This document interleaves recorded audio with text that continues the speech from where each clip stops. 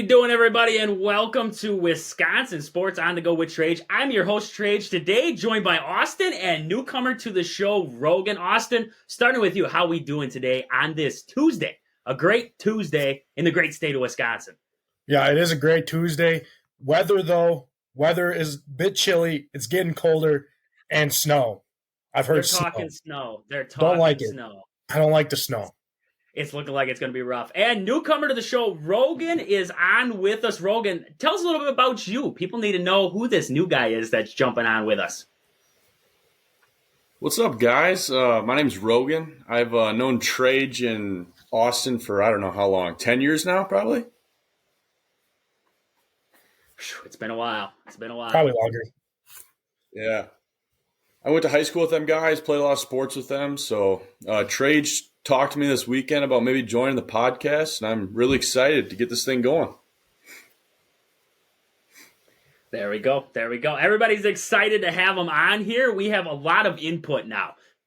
Almost too much input now on the show here. Austin gives his piece every day, so we had to add another guy in there to balance out what he brings to the show here. So right away today, we're gonna talk about a lot today. We got the Packers. We got more to talk about with the Packers here. They got a huge playoff matchup with the Cowboys coming up. We're gonna look at that a little bit. Looking at the NCAA men's rankings coming out there yesterday. We got to look into there. Marquette women in action tonight. And then we're just going to bounce around here and see what we find there in Wisconsin sports. So right away, jumping into Marquette women's basketball. Coming into this one tonight at 7:30, they're going to be facing off with Seton Hall. And this is almost comparable if you look at the men's game there over this last weekend, kind of standing-wise. Seton Hall coming into this one, they're sitting 10-5 on the year, 2-2 in conference play. Marquette coming into this one, 13-2 overall. They're coming in at 2-2 in conference play. Austin, what are we seeing right now? Some of the key standout people from Seton Hall and Marquette coming into this one.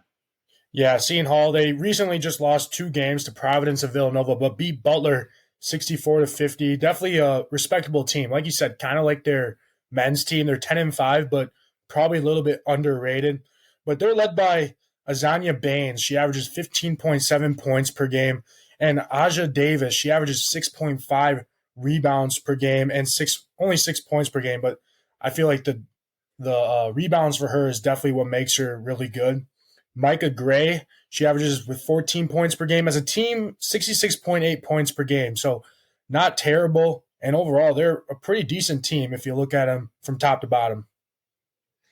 Yeah, and this Pirates team has actually outshot opponents from the field this season, averaging about 43.5% from the field, while opponents are only averaging about 36. So this is a pretty good defensively sound Seton Hall team coming into this one with an upset on their mind in this game here. Like you were talking there, some good players from Marquette to watch out there for Carlin and Nakumu. Also Mackenzie Hare, some of the big ones for Marquette in this one. Looking at Seton Hall, like you were talking with Baines and Wright, Ajah Davis, another one to watch out there for, and Micah Gray has been the top shooter for Seton Hall behind the arc so far. She's about 2.7 threes per contest this season so far. Some impressive shooting there by Gray leading up into this one. So should be a big matchup here for Marquette coming up tonight here at 7:30. I believe, is it at home? Is it at the Pfizer? Not entirely sure. That game is at Seton Hall for this one. It's going to be at Seton Hall, 7:30 tip there. So going to be a big matchup for Marquette. Get into the winning ways once again and get to an over 500 record there in conference play. Rogan, you got anything to add to the Marquette women's basketball conversation there? Yeah, like Austin was saying there, when I was just looking at the stats here, and Marquette has 3 girls averaging over 14 points a game. So that makes it really tough for opposing teams to key on one player when you have 3 like that can all go out and score for you. So they got a good season going so far, and I guess we'll see how it goes. But so far, so good. Definitely should be a big matchup there. Good matchup for Marquette coming up tonight here. And with that, I want to jump into Game Day Supply in Onalaska. They have a big sale happening now. True Hockey City Flight hoodies are 25% off right now, only $60 compared to the normal $80 tag on them. Also, right now, blowout prices on everything right now. True Catalyst and Hazardous hockey sticks are also on sale. And in exciting news, now available, Speed Tech Fleece sweatshirts corporate wear, full zip hoodies, warm-ups, joggers, and sweatpants, hoodies, all kind. I mean, they just have a mess of new material down there at Game Day Supply. They have embroidering too. So if you want to customize your hoodie or anything that you get from Game Day Supply, they can definitely customize that for you. Check them out at their location in Onalaska or online at GameDaySupply.net. But with that, I want to jump over. The NCAA men's top 25 rankings came out yesterday, and the Badgers moved up to 15. That was good to see for the Badgers. I think they definitely deserved that move up there in the rankings. Looking at the rest of it, Purdue stayed at number 1. That's where I expected them to stay. We had Houston coming in at 3, Houston coming in at 2, Kansas at 3, UConn at 4, Tennessee at 5, Kentucky in the 6th spot, followed by North Carolina, Arizona, Oklahoma, and Illinois in that 10 spot. The one, and I know Wisconsin podcast, we're supposed to vouch for them and everything like that, Marquette. Marquette was the one that I looked at, and I said, why is Marquette still in that 11th spot? They're coming off of a loss there as of late to Seton Hall. And before that, I could be mistaken, but I believe they've dropped at least a couple games in their last stretch here. So, I mean, that's a big one that I was looking at there is Marquette staying in the rankings as of right now. Looking at the other ones there, Duke, Memphis, Baylor coming in there at 14 above Wisconsin, Auburn at 16, San Diego State staying in the rankings there. Florida Atlantic still in the rankings at 24 after they have taken, some miserable losses. Those losses by Florida Atlantic, not to anywhere near good teams this season. They've dropped to 11-4 now, but the losses. You can give them the Arizona win. That win against Arizona was massive. But other than that, this Florida Atlantic team hasn't impressed me. I don't know. Where are you guys at, Austin? Looking at the rankings, anybody that stuck out to you? Like you were just saying, I'm looking at Florida Atlantic schedule, and they lost to Florida Gulf Coast, which really they haven't been irrelevant since they kind of made that run in, 2015, where they went to the Sweet 16. It seems like I can't remember when it was, but it was back then. And then they just recently lost to Charlotte 70-68.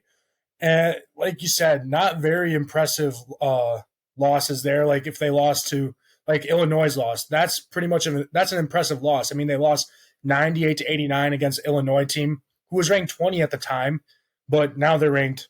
What were they ranked? They were ranked 11th or 10th. 10th. So that's an impressive. That's not that bad of a loss. But the Charlotte losses and the Florida Gulf Coast losses, that's what makes me question: should they really be ranked right now? And it's kind of like what we were talking about last time with, are they ranked because of how they did last year, or are they ranked, or maybe they shouldn't be ranked at all? And it makes me question that. Wisconsin being at 15, that's good to see, as always. And after these next few games, before they play that Purdue game, they have a chance to maybe even crack the top 10 if they win out these next 7 games. It was, I'm pretty sure. Besides that, they definitely got some help from BYU and Colorado dropping their games, and also Texas. They've kind of dropped out completely. They're 25th there. A lot of teams dropped a significant amount of spots in the rankings. Marquette, like you said, I don't know how. I think Marquette should still be ranked, but top 15, I don't know. I don't know how you can place a Wisconsin team underneath this Marquette team, especially with Marquette just losing to Seton Hall. And we don't even see Seton Hall in this ranking at all. And they beat Providence, who recently just dropped out, and they beat Marquette. And we don't see them at all in here. So I don't know. Obviously it's probably the media members who are voting on all this stuff, so they probably don't even watch half the games. But some of this stuff is questioning. A lot of all the other like Purdue and Houston, Kansas, UConn, Tennessee, Kentucky, North Carolina, Arizona, all those are pretty accurate, I'd say. Yeah, like you said, the Wisconsin one is the one that stood out to me. Wisconsin's got that head-to-head win over that Marquette team, and yet they fall still below in the rankings to Marquette. It's a big jump. Wisconsin moved up 6 spots in the rankings, so that's a big jump to take. But, come on now. Come on. You just came off a win against Nebraska. Nebraska was a pretty impressive team. And Wisconsin blew the doors off of Nebraska. You look at that early season matchup with Marquette. Wisconsin, for the most part, besides the late run Marquette put on Wisconsin, they controlled that game start to finish. You cannot, I look at Marquette and I say the Maui tournament is what's keeping them up towards the top of the rankings right now, because otherwise, you look at this Marquette schedule that they've had, not the greatest of opponents. I mean, the Maui tournament was a gauntlet, so that's what really kept them up there with that ranking-wise. But, I mean, I'm looking at this and I'm saying, okay, Wisconsin, what do you need to do to jump Marquette here? Does Marquette need to lose another game, or do you go on the road there to Columbus at Ohio State? If Wisconsin picks up the win there, is that enough to justify that a 12-3 Wisconsin team should be above a 4-loss Marquette team? And the thing about the Maui tournament is it is not at a it's a event that's not like at a certain place. I forget what it's called.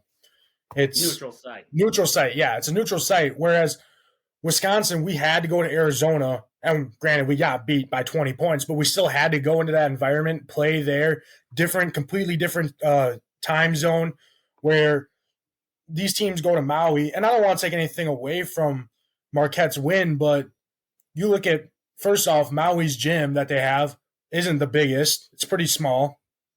Second off, how many fans are actually there watching these games? And it's pretty mutual because it is a neutral site. So you don't get that environment like some of these other teams do that actually go to these hard conditions and play in these teams and beat the teams. And you look at Marquette's win, it's a still impressive win that they beat them, but it's like, is it really, at the end of the day, is it very impressive? I feel like you can really determine a team on how good they are is if when they go into another team's place and beat them, as if it's at a neutral site. But still, overall, I mean, beating Kansas was pretty big for them. Yeah, I got to agree there. And, that could also weigh in on the Wisconsin factor, too. They beat Marquette at home. So you had a hostile environment Marquette was traveling to, and they still played well in that game. Rogan, looking at that top 25, anything that stood out to you in that top 25 there that kind of baffled you at all? I am surprised by Marquette at 11. And, talking about that Badger Marquette game, I was able to go to that, and I came out of that game not as impressed with Marquette as what I'd heard about them. Like, coming into that game, I heard Marquette like national championship, like all these aspirations to win it all, and they just underperformed for me personally. And like Austin was saying, the environment does matter. You saw players coming out right away in that game, and the crowd was into it. And Marquette's players were nervous, man. They were short on shots. They were long on – they were airballing shots. Like, the environment does matter. And when you play in a neutral site and you don't have to play with fans yelling at you and stuff like that, it makes the game a lot easier. So I'm surprised Marquette is still even close to top 10 right now. I could see them being ranked, but not at 11. I was also very surprised that the Badgers jumped 6 spots like that. I don't think people realize how big of a jump 6 spots is.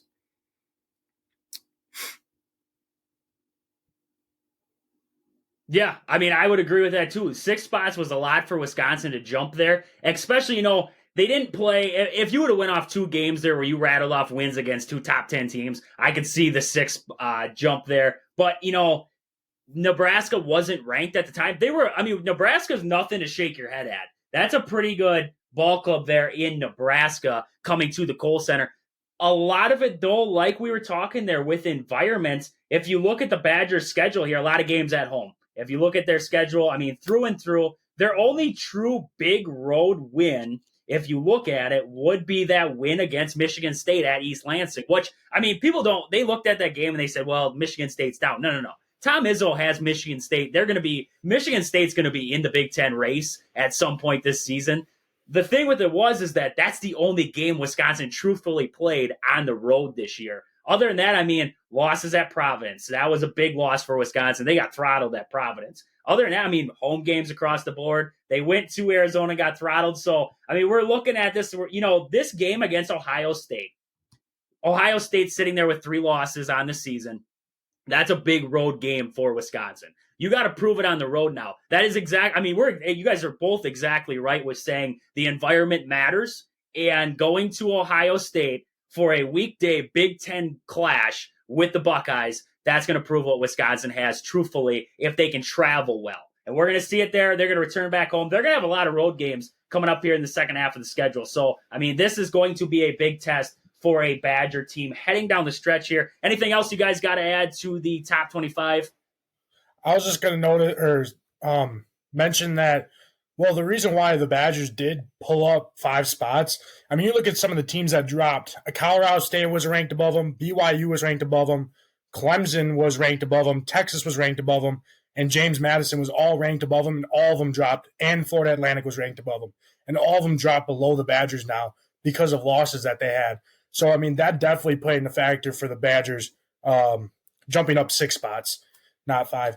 So, looking at those, I mean, not only is it impressive to that, but it also that the Badgers jumped up that many spots to win or for winning, but also for how many teams dropped out below the Badgers that were in front of them.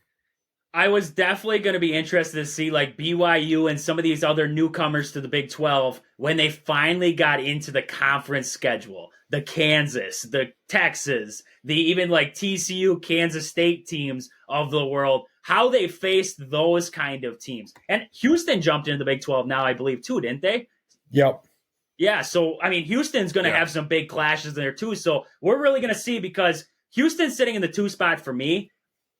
I've always skeptical of teams coming out of not-so-good conferences like Gonzaga in the past, coming out of that conference, and they had to prove it come March Madness. I've always been skeptical of Houston. Now in the Big 12, I think that adds another dynamic to what we're going to see out of some of these big-name teams here, especially Houston having to play teams like Kansas and Texas down the stretch here, especially traveling on the road in the Big 12. That is going to be tough for some of those teams there. So definitely interesting news there in the top 25. But with that, I want to jump and look at Pittsville Farm and Home Center. At the store there, they serve you anything from hydraulic hoses to red roses. Stop in and see them at their location and see the awesome crew down there at Pittsville Farm and Home Center in Pittsville. But with that, we got to jump over. Austin, give me the fact of the day.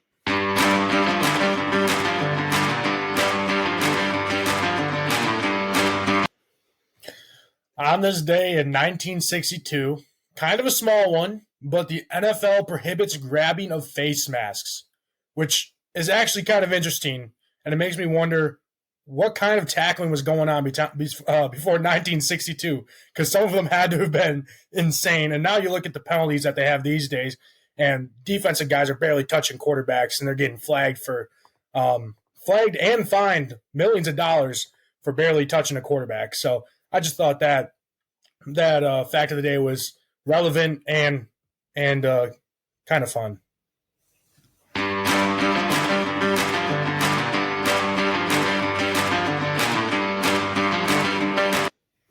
You know, I've always thought, rules always get made because something terrible happens, right? Somebody gets like completely broken. Like you said, what face mask was grabbed and how badly was that guy just completely dismantled that we had the penalty started for face mask? I mean, I can only imagine how brutal it had to have been to get a new new call put into the league. Well, the funny thing is they probably just got face masks in 1962. They were probably playing with them leather helmet things before then, so they were just headbutting each other nose to nose. And now they finally got face masks, and some guy's neck probably got twisted. And well, we won't get into that, but then they're like, oh, well, maybe we shouldn't be allowed to grab them, and that's how the rule was made. But I'm guessing leather helmets before 1962, and then 1961, something bad really happens in there. Next thing you know, we have a face mask for 15 yards. I gotta say, though, have you guys noticed it depends on the player if a penalty gets called? That roughing the passer call that we've seen so prone to be called now, it depends on who's throwing the ball. Because the Packers got away with one against the Bears. When Justin Fields went and slid, and I can't remember if it was Owens that rocked him when he was going down or who it was. But if that was, say, I flash back to the past there a couple years, Tom Brady goes to slide. Aaron Rodgers goes to slide. There's flags from guys, referees, not even in the stadium. They're throwing their flags out on that call. Justin Fields doesn't get the call. Tom Brady ain't sliding because that dude does not run. All right? I'll tell you that much right now. Well, but he'll definitely get the roughing the passer in the pocket by getting touched with a pinky. That's what I mean. So, you guys have noticed that too. Like, it depends on the guy who's getting these calls out there. Aaron Rodgers was the one who got this new roughing the passer call put into the league. Aaron Rodgers and Tom Brady were the two that got this put into the league. Brady. The thing I hate about it is they beg for. Yeah, go ahead, Rogan. Go ahead. I was going to say Brady runs as much as Austin does, so. Oh wow, which isn't a lot. Isn't a lot. I'll Austin admit it. is an offensive lineman. He's an offensive lineman. He doesn't have to run. He's a blocker. I still trot out there though. I still trot. He looks good when he trots too, folks. Ladies, he looks good when he trots. It is, I mean, it's something to watch. He gets the crowd all riled up when he trots out in the field. They're like, here he comes. I'm just a man in uniform, Trades. I'm just a man in a uniform trotting out there to do great things, So yeah, doing great things down there at UWL. Ladies, Austin is available, and you should see him trot sometime. With that, we got to move on here. We got the Packers. Packers in the news today. They worked out 3 free agents today, and we're going to go through them here. Austin's got the stats up for each one of these guys. We're going to see how we think they would fit into the Packers right now. We got defensive back Kenneth George. We have defensive back Carthel Flowers Lloyd. And we have wide receiver Samuel Amulis all working out for the Packers there today. Austin, what do we got for stats on Kenneth George there? Yeah, I just pulled up there. All 3 of them played in the CFL, so that was kind of the first link that popped up when I looked them up. They have college stats and whatever, but I kind of want to look at if they had any pro stats, something that's actually decent competition. So Kenneth George, he played for, I don't know what team he played for. It doesn't tell me. But anyway, he is a defensive back. He had 43 defensive tackles in the 2023 season. It looks like Hampton. He played for Hampton. 43, played in 18 games, had 1 sack and 2 interceptions. So definitely not terrible. I don't know what that really is compared to the guys that are on the Packers, but it's experience that could help the Packers in the playoffs for sure. Yeah, and I mean, looking at those stats there, I mean, you think about the Packers secondary right now. They've been banged up. We're not sure, about the status of some guys leading in this one. We haven't seen much out of Eric Stokes yet this year. Jair, we don't know if he's going to stay healthy because when he tackles, it hurts me watching him tackle. Ballantyne and Valentine, those are 2 huge guys out there in the secondary. I think those 2 would be huge to lose. I thought Valentine played a great game against Chicago there. Should have had a pick late in that one. So adding a defensive back in this situation, I wouldn't be opposed to it. I think they definitely could use a defensive back here leading up into the playoffs. Yeah, for sure. And a lot of these guys, and even Carthel Flowers Lloyd, I'll just say his stats. He doesn't have any really defensive stats, but he has 31 special team tackles. So even Kenneth George, even if they don't actually play on the defense for snaps, they're still really good special team players. And so, yeah, you might want them to be able to they could try out to be able to play so they're actually ready to play on defense, but working out for them to see if they're even able to play on special teams would be huge also. Special teams players always needed. And these guys played in the CFL. They try out, they make the NFL for the Packers who are on a playoff team. They're probably going to play their hearts off on special teams just to be able to get a chance on anything else. And that's what a lot of players do. You look at Slater for the New England Patriots. He's like an 18-something year vet, and he's a team captain. And all he did was play special teams, pretty much. I don't think he played anything else besides special teams. So people make a living in the NFL being on special teams. So even though if these guys might not actually play defensive snaps, being on special teams would be huge for our team. Yeah, and you look at this cornerback room for the Packers sitting there, and you have Jair and Keyshawn Nixon, Ballantyne, like we said, and then Robert Rochelle. So you're only sitting there with 5 DBs on the depth chart as of right now. You could add one of these guys realistically into there and be okay yet, and still have some more depth in behind Jair, Ballantyne, whoever you needed to have some depth behind there leading up into the playoffs. So, Rogan, looking at this, would you, in the Packers position right now, listing off, 5 defensive backs they have listed there in the depth chart, would you be looking to add one of these free agent defensive backs here for the playoff roster? I think you have to. I don't like adding cornerbacks right before a playoff push, though. it's so hard to be able to pick up on these schemes. And that's when a lot of times when you see these guys added late, like you can't afford these guys making mistakes and blown coverages on the field. But like you're saying there, they don't have depth at the position right now. So I feel like they're almost being forced into it. So I definitely wouldn't be opposed. Yeah, it definitely could be a big move for the Packers there. And then looking down at the wide receiver, Samuel Amulis. What are we seeing right now for Samuel leading up into this one? Austin, you got stats up on Samuel Amulis?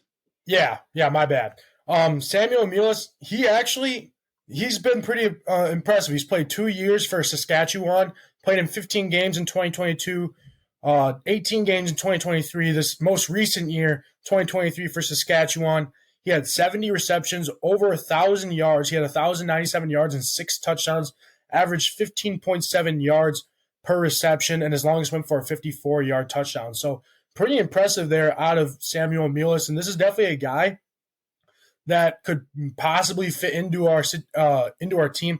But the thing is, do we need him? I mean, we're doing really fine, and we don't even have Christian Watson playing right now.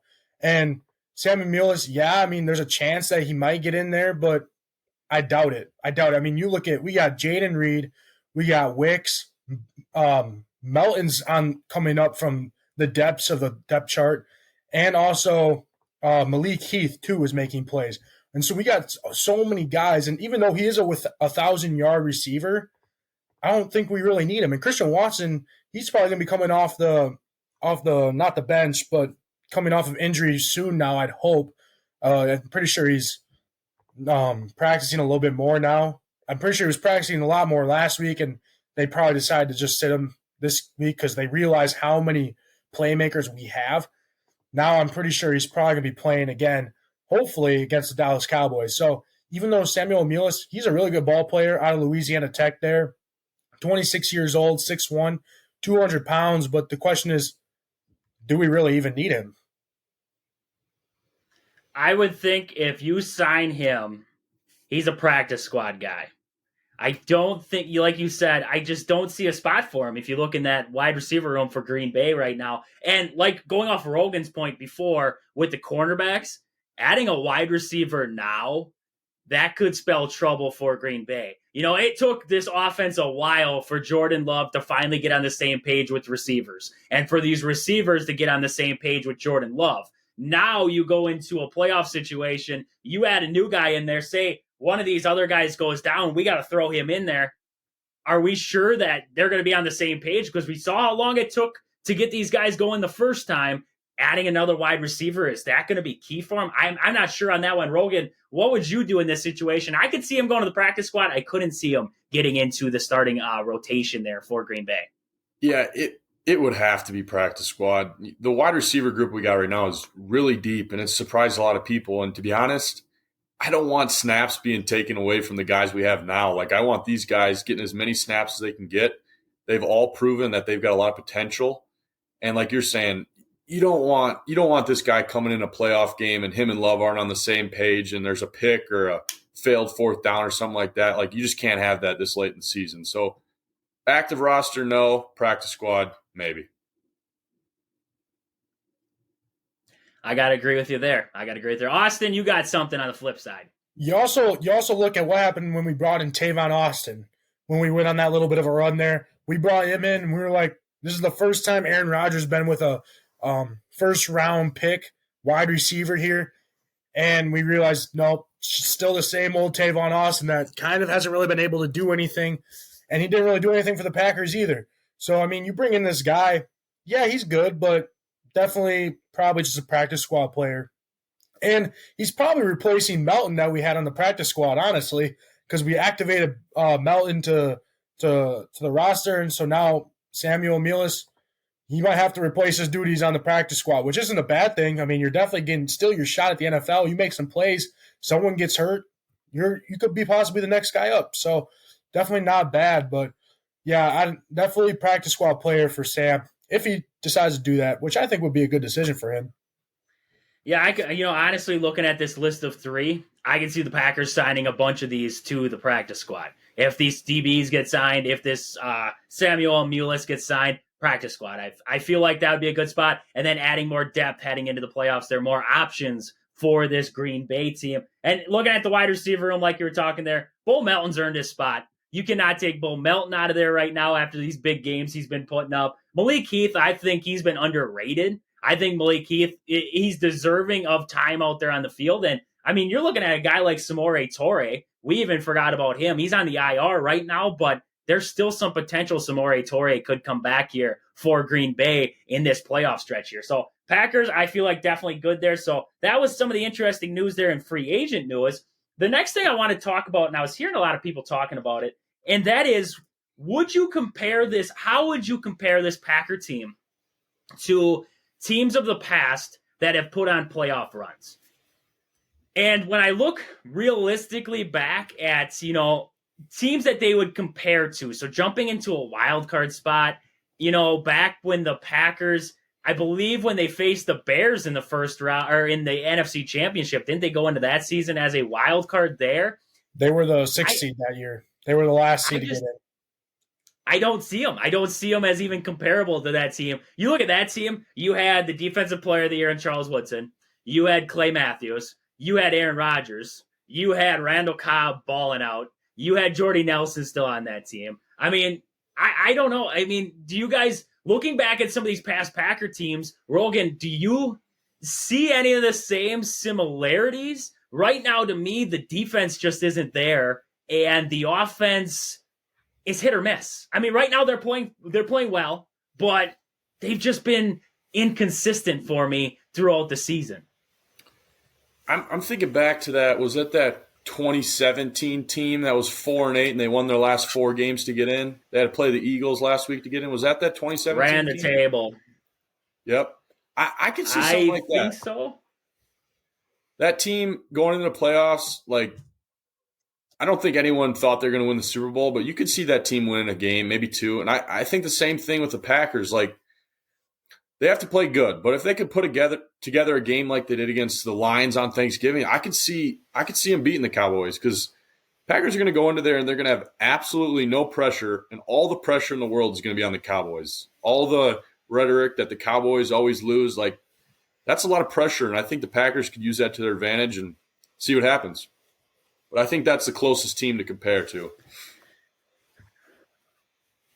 Yeah, I just, looking back at these past teams, I just don't see the defense. The defense is what really holds me out from comparing them to any past Packer teams, unless if you want to compare them to when they went to the NFC Championship under Joe Barry and crapped the bed at Lambeau Field. I can compare them back to that one because I saw the defense struggle there. Austin, what'd you have on that on there?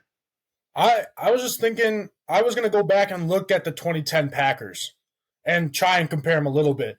And honestly, you might hate me for this, but I mean, not the defense. Obviously, the defense for the 2010 Packers was really pretty good, and it's hard to compare them. But overall, the teams, I mean, you look at some of these games, Packers, they win 2 games for the 2010 Packers. The 2010 Packers, they win the first 2 games, lose to Chicago, and then they lose They lose against Washington and Miami, both in overtime and a field goal.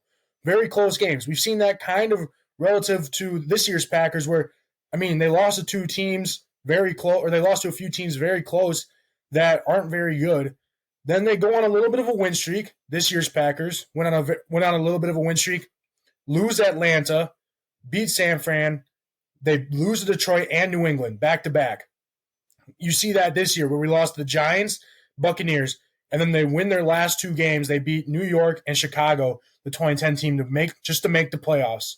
And then they ran the table in the playoffs. They beat Philadelphia.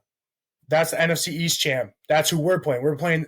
This year we're playing the NFC East champ. Then they go to Atlanta, who was the number 1 seed. They go into Atlanta, knock the socks off of them, beat them 48-21.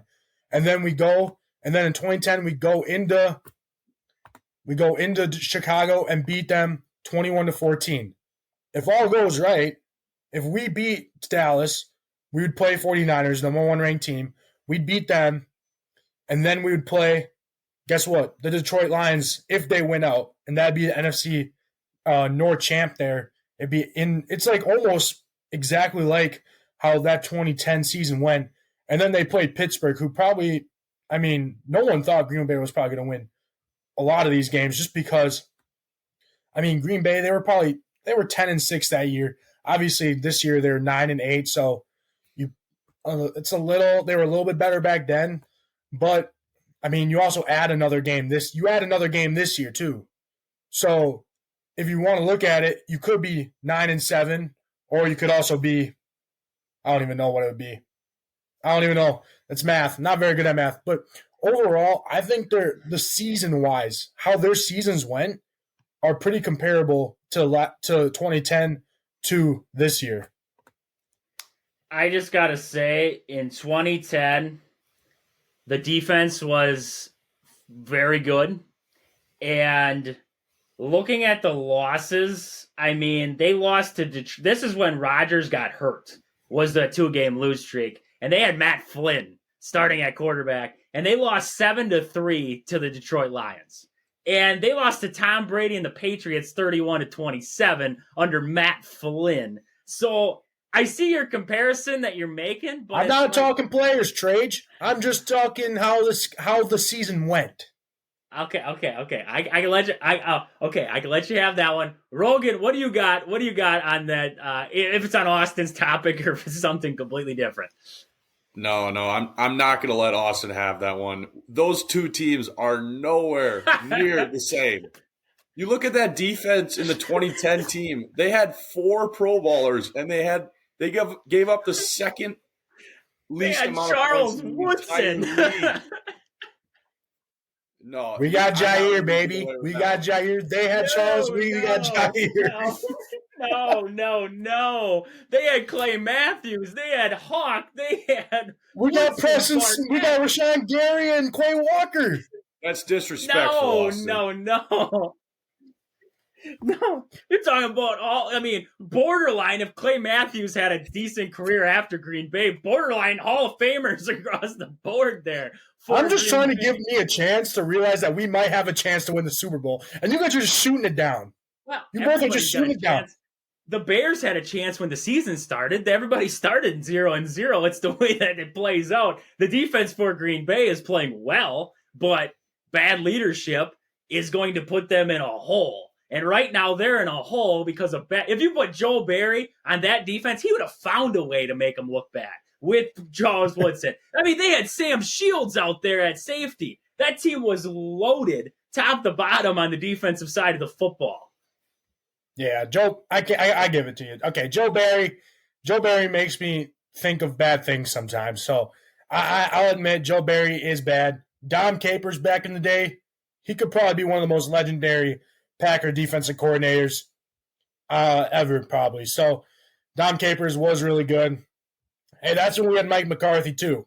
So now we're looking.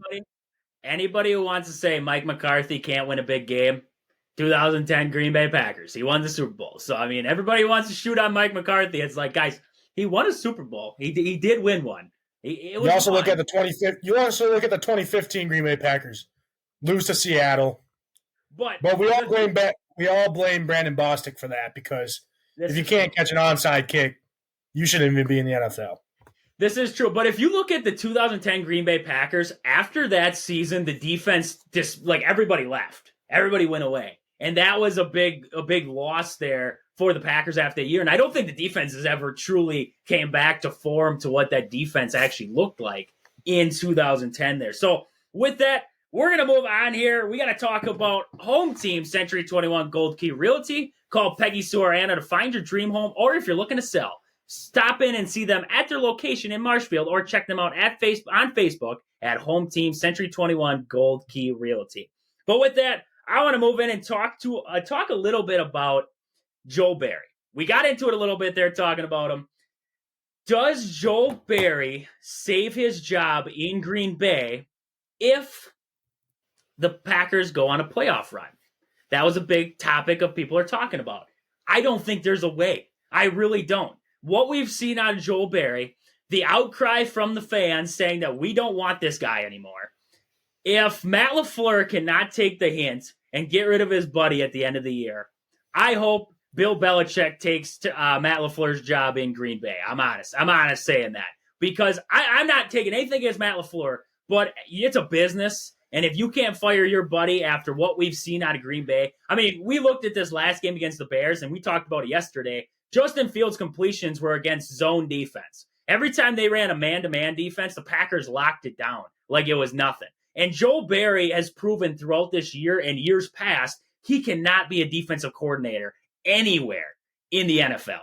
And yet, we still stick with it. So to me, Joe Barry cannot save his job. I don't care if the Packers win the Super Bowl. Joe Barry cannot come back to this Green Bay Packers team next year. Rogan, what's your opinion on the Joe Barry situation? Do you believe that if they went, hypothetically saying, on a deep playoff run, that he could potentially save his job in Green Bay? There's no way. He cannot come back after this year. The most frustrating part is, like, you watch him coach, and consistently the players are out of formation, not in alignment. You have Preston Smith guarding Devontae Adams on key third down, stuff like that. And even if they win on a deep playoff run, I eventually believe they're going to lose a game solely because of the defense. And when that happens, I just don't see any way that he's back. Yeah, I mean, you run a zone defense against Dak Prescott and the Cowboys, good luck. That's all I got to say. CeeDee Lamb's going to go for 200 yards against you, and Dak Prescott's throwing for 400 in a playoff game. Proving that he can win a playoff game against a subpar Packers defense because of coaching in there. Austin, what is your opinion on it? Do you believe Joe Barry can save his job yet? I mean, hypothetically saying, the only way he could is if he changes his whole defensive scheme and somehow the Packers shut out every team on the way to a Super Bowl win. Yeah, the only way he keeps his job is if we win the Super Bowl for one, and he somehow like has a masterclass while doing it. And even then, so it's hard to believe. Yesterday I was listening to the Pat McAfee show, and there's a guy in there, Ty Schmidt. He's a Packer fan, so they kind of asked him all the Packer questions there, and he's like, even if we make the Super Bowl, yeah, Joe Barry's got to go. His time is done because, yeah, you make the Super Bowl, but you look at all the stuff that we even had to get through for us to even make the playoffs because of you. And we lost to some pretty bad teams. It's just not good for our organization to keep you here. My worry is he might be still, if we somehow win the Super Bowl, he might still be on this team, which it terrifies me. But you got to look at the stats when it comes to hiring a coach and firing a coach. And you look at his stats overall, our defense, besides these last two games, we've been kind of crapping the bed, and it has not been good. So Joe Barry's definitely got to be out no matter what happens, even if we do win the Super Bowl. I feel like winning the Super Bowl does not kind of solidify your spot because of just how you did in 4 games. Like you look at this whole season at Joe Barry, and everyone is frustrated, including the players. And it's not good for the team. And there's someone out there that's definitely better at coaching defense. I mean, you look at Joe Barry.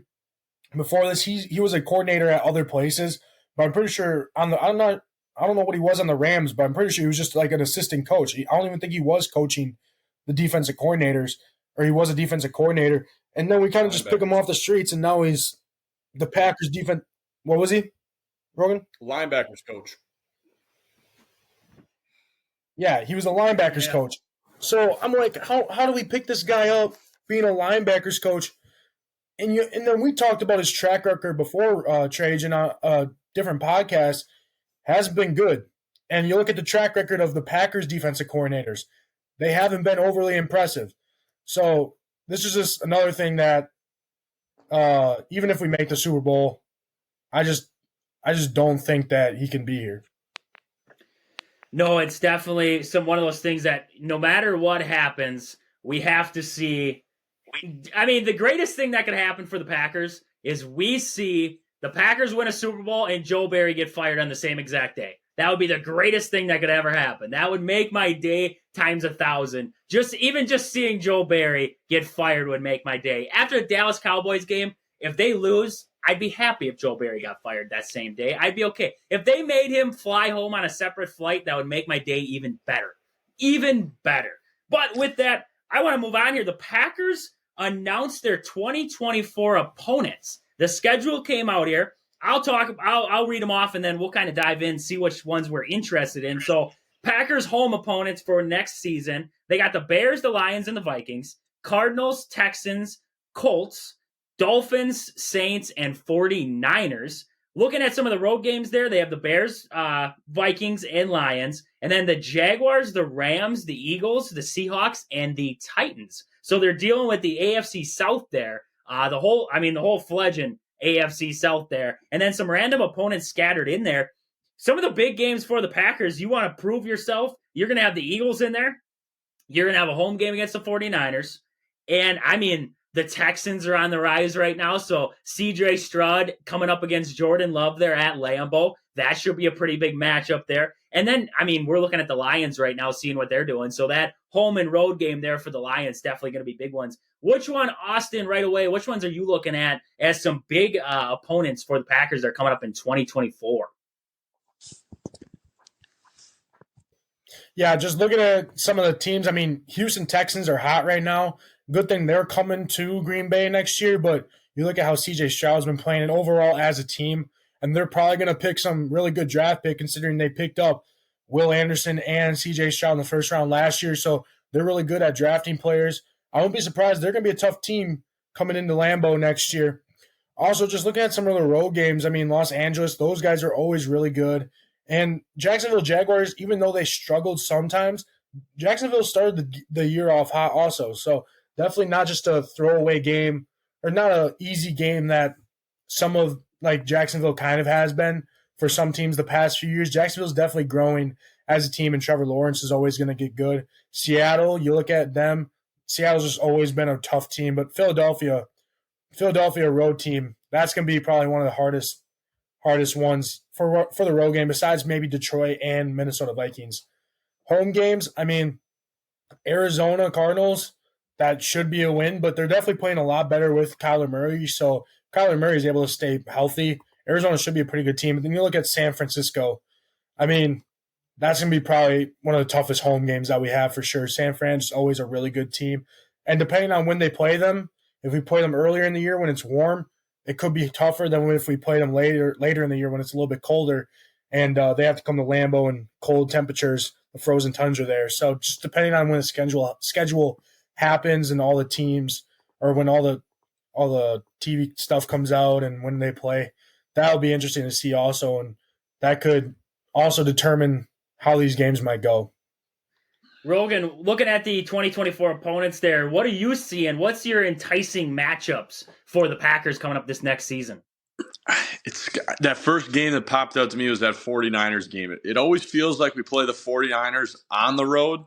So I'm super excited to play them at home this year. Rogan, you there?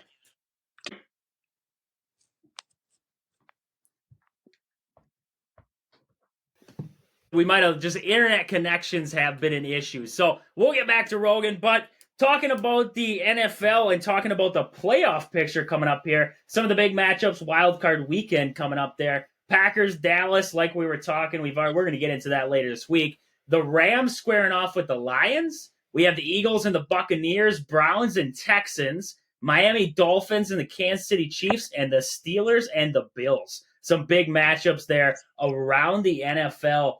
I got to say, the big one I'm going to be watching is Matthew Stafford going back to Detroit. I think that's going to be a big matchup there with Jared Goff. The Rams are the one team that I would not mess with, and I think that's going to be a big matchup there. Austin, what's your big matchup you're watching there in the NFC? Oh, like you said, Rams versus Detroit. I think a lot of people – good thing this is the game that's not on Peacock because I'd be so disappointed to miss this one. Like you said, Rams are going to Detroit. Matthew Stafford back – first time playing in Detroit. That should be very interesting. And now Jared Goff also playing against the Rams, playing against his old team there. Definitely probably one of my top games to watch besides the Packer game. Yeah, it definitely is going to be a massive matchup there. Looking at the AFC, I got to say a big matchup, and I feel bad for my Houston Texans. They got the draw of the Cleveland Browns. I think that's going to be a good game. I just, being a 4 seed, you got to go up against the Browns team that defense, and Joe Flacco is playing well for this Cleveland Browns team. That should be a very good matchup there to start out the AFC schedule there on Saturday. Yeah, I was just thinking the same thing, that the Browns, with Joe Flacco coming off the couch and now playing like he is right now, I do like the Texans. I like your Texans, Trage, I do. But the Browns win this game, Joe Flacco's going back to Baltimore for round number 2 in the playoffs. And I think everyone's kind of wanting that to happen. Everyone wants to kind of see Joe Flacco go back to Baltimore and play against his old team that he hasn't probably played for in seems like forever. It seems like Joe Flacco hasn't played for the Ravens in forever. So I feel like that'd be very interesting to see how that Texans-Cleveland game goes. Definitely the game I'm probably going to be watching. Luckily, they put the Chiefs on Peacock, so I don't have to watch Taylor Swift anymore. Yeah, oh man, the Swifties of this NFL season can go away. That is about all we got. Austin, you got anything else to add here before we end today? No, I just wanted to mention Wisconsin men's hockey. They're kind of on a roll, Trage. Right now, it's the first time, and I forgot what I sent you on Instagram, but the first time in a while that they're on a 5-game winning streak. They beat. They're on a longer than 5-game winning streak. The last time they've lost was November 24th there, and they've kind of won. They beat some pretty good teams. Ohio State's always pretty good in men's hockey, and Penn State ranked number 17. They swept them, and now they most recently swept Notre Dame the past weekend. So men's hockey team, they're ranked pretty high up. I'm pretty sure they're ranked like 3rd or something up there. Wisconsin men's hockey team. Check them out. They're usually on Big Ten Plus, so it's kind of hard to watch them. But sometimes they'll be on the regular Big Ten network there. And then also the women's hockey team, they're doing pretty strong too. Dropped a couple games against Minnesota, Duluth, and Minnesota there. But overall, they're still pretty strong. They're 16-4, and I'm pretty sure they're ranked pretty high. So they're always doing really good. And there's still a little bit left of the season before playoffs hit. So definitely check them out if you're able to. I know Wisconsin's really good at hockey, so it's good to see both men's and women's doing really good for their respective teams. Yeah, I just saw that it was 9 consecutive wins for the first time since 1990. So some impressive stats there out of UW right now. Not just the men's basketball. They're rolling in hockey too. So winter sports are just taking off for Wisconsin right now. We're going to get more into the Packers tomorrow here. We got a lot more to cover here with the Packers leading up into that big matchup with Dallas. Also, we got a lot of basketball coming up this week, so we're going to be jumping into that. But with that, this has been Wisconsin Sports on the Go with Trage. Thank you guys for listening. We'll catch you guys back here tomorrow, but until then, deuces.